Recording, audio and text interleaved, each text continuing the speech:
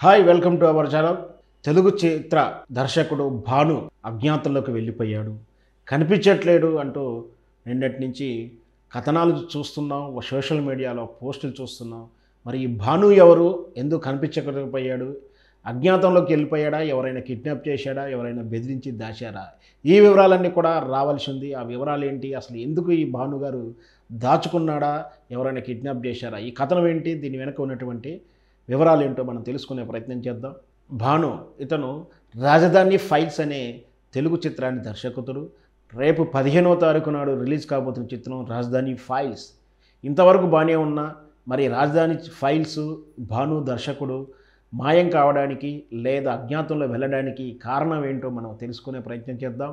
రాజధాని files Telugu one production బ్యానర్లో వస్తున్నటువంటి చిత్రం. ఈ చిత్రానికి కంఠమనేని రవిశంకర్ నిర్మాణ సారథ్యంలో వచ్చిన చిత్రం. దీనికి భాను దర్శకత్వం వహించాడు.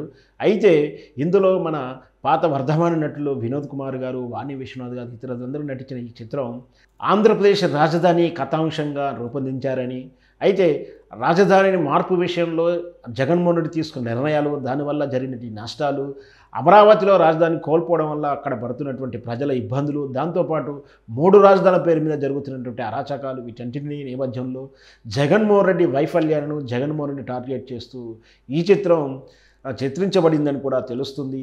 నిన్నటి వ్యూహం 1, వ్యూహం 2, యాత్ర 1, యాత్ర 2 ఇవన్నీ కూడా తెలుగుదేశం పార్టీ వ్యతిరేకంగా, తెలుగుదేశం పార్టీని నష్టపరిచేలా తీసిన కథాంశ చిత్రాలు అయితే ఇది జగన్మోహన్ రెడ్డికి వ్యతిరేకంగా తీసిన చిత్రం అని తెలుస్తుంది. దురదృష్టవశాత్తు ఈరోజు సినిమాలని రాజకీయాలను వేరు చేయలేని పరిస్థితులు చూస్తున్నాం కూడా.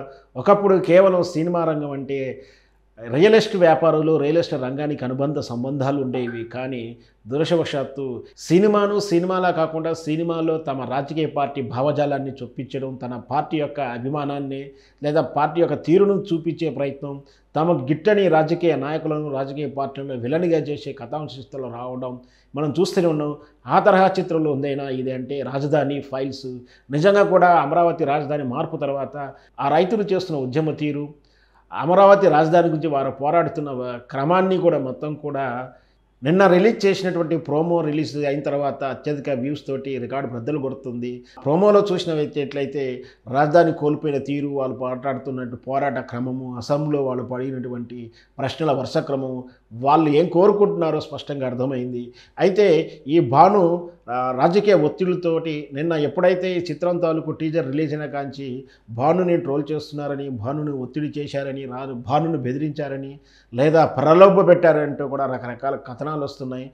ప్రోమో రిలీజ్ అయినటువంటి 7 గంటల తర్వాత భాను కమ్యూనికేషన్లో లేడని, అదృశ్యమైపోయాడని, లేదా ఎవరైనా కిడ్నాప్ చేశారా, ఎవరైనా బెదిరించారా అంటూ రకరకాల సోషల్ మీడియా కథలు వింటున్నాం. మొత్తం మీద భాను ఎక్కడున్నాడో, ఇప్పుడు ఏం చేస్తున్నాడో తెలియదు. కానీ వైఎస్ఆర్పీ పార్టీ శ్రేణులు, జగన్మోహన్ రెడ్డి అభిమానులు బెదిరించారా, బుజ్జగించారా, లేదా అదృశ్యం చేశారా, వేటి విషయాలను కూడా ఇంకా తెలవాల్సింది. మొత్తం మీద భాను ఒక చిత్ర దర్శకుడు భాను అనేటువంటి అదృశ్యంగా ఉండటం నిజంగా దురదృష్టకరం. రాజకీయాలను సినిమాల వేదికలుగా తయారు చేయడం, అసలే సినిమా చూడడానికి ప్రేక్షకుడు రాని తరుణంలో చూస్తున్నాం. ప్రేక్షకులంతా కూడా ఓటీటీను ఇంట్లో కూర్చొని సినిమాను చూసే ఈ రోజుల్లో థియేటర్కి వచ్చి సినిమాలు చూసేటువంటి ఛాయిసే తక్కువ ఉన్నప్పుడు ఈ రోజుల్లో వాళ్ళ రాజకీయాలనే సినిమాలు వేదికగా చేస్తే ఖచ్చితంగా ప్రేక్షకుడు సినిమాకే దూరం అవుతాడు. ఈ వాతావరణం, ఈ నేచరు లేదా ఈ ట్రెండు మార్పు రావాలన్నట్టు కూడా సినిమా ప్రియులు కోరుకుంటున్నారు.